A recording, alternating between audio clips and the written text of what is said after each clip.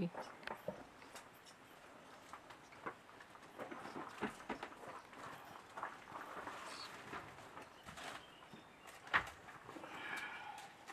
So, medyo gisi-gisi na ang karsonis ni Manong at Bimboy. So, muna sila mag-cutting. So, Manong pakita, B, kung pila ka nodes. 1, 2, 3 nodes. So, medyo matataas na po yung node niya. Nasa, ha? Oh, so, 3, usually nasa 3 nodes lang siya. Pero, more than 2 inches yung isang node. That's why medyo mataas.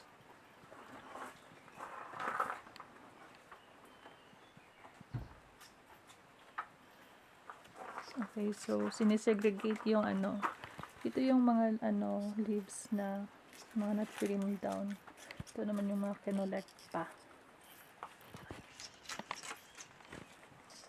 Okay, so this is the process of preparation of the cuttings. Continuation po siya ng pagka-cuttings. So these cuttings, galing po siya sa soaking of fungicide solution for 1 hour. After that, so ang gamit po nito ay para po ma-protect ang mga cuttings natin from bacteria and fungi para hindi po siya madaling ma-decay. So our VMR aid will demonstrate kung paano po siya isusok. So these are the solutions. The IBA solution po. So ang ginagawa, yung base lang po ang nilalagay sa solution. So yan. Tapos ile-left lang po siya dyan sa ating lavatory. For ilang oras? Manong? 1 hour. 1 hour. Okay. So 1 hour. So yan, isa pa. So the species po na kinakating nila ngayon ay Diptero. Anong species, Manong? Specific? Mayapis. Mayapis kag And white lawaan. white lawaan. Okay. So, yan. So, antayin po siya for 1 hour bago siya sa next step. So, tapos na po yung 1 hour natin na pagsusoking. So, next will be, kukunin na po siya ni Kuya. Yung cuttings na nisok for 1 hour. At, yan po ay kanya nang ipaplant sa Hyco tray. So, this is the Hyco tray. Medyo blurry ang aking camera. Yung totoo. So, dapat po pala, take note na naka-PPE po dapat with mask kasi may sometimes yun pong mga fungicide is may cause hazard odor. Pero yung ginagamit naman po natin ay hindi naman siya masyadong ganun. So, he's planting na the cuttings into the Hyco tray. So, yung Hyco tray po ay ito po yung ginagamit namin na normal size. So, we have 24 holes po siya.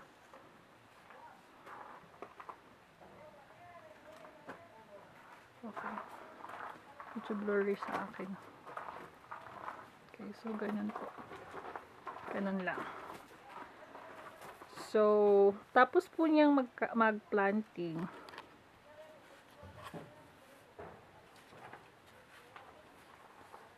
Why?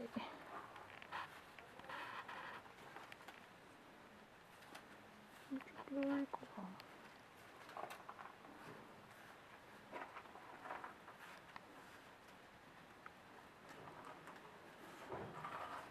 So, if you feel niya po yung 24.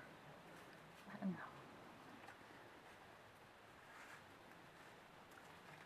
So, in each species, naka-cluster po pala yung mga pagpa-planting. Dapat hindi po pinagsasama-sama yung mga species. So, one species per tray.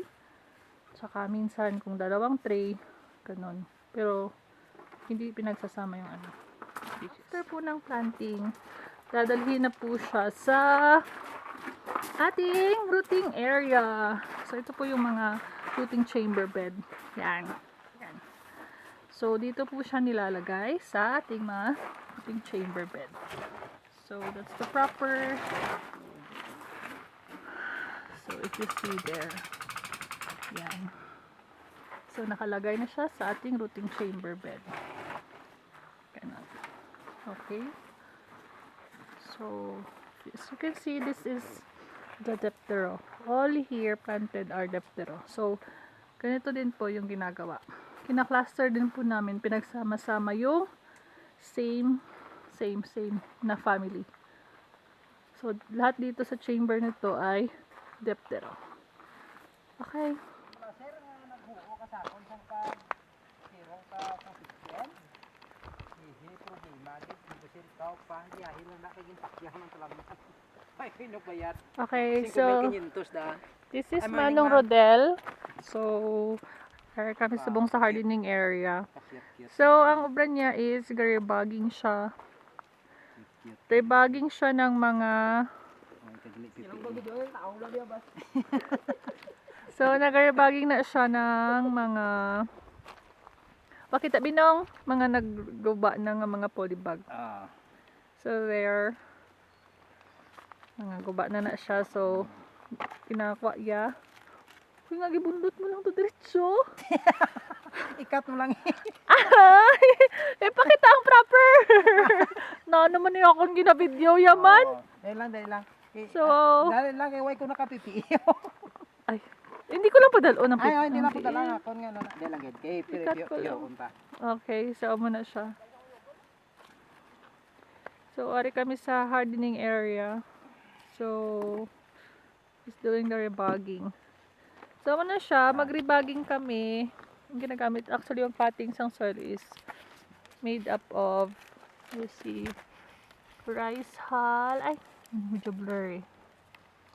It's made up of rice hull. Medyo ano siya sa lapit. Rice hull and soil. Tapos yung black polybag na 2x2 yung ginagamit namin. Okay. So, one of our nursery aides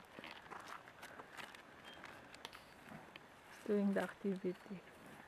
So, ginagawa po siya para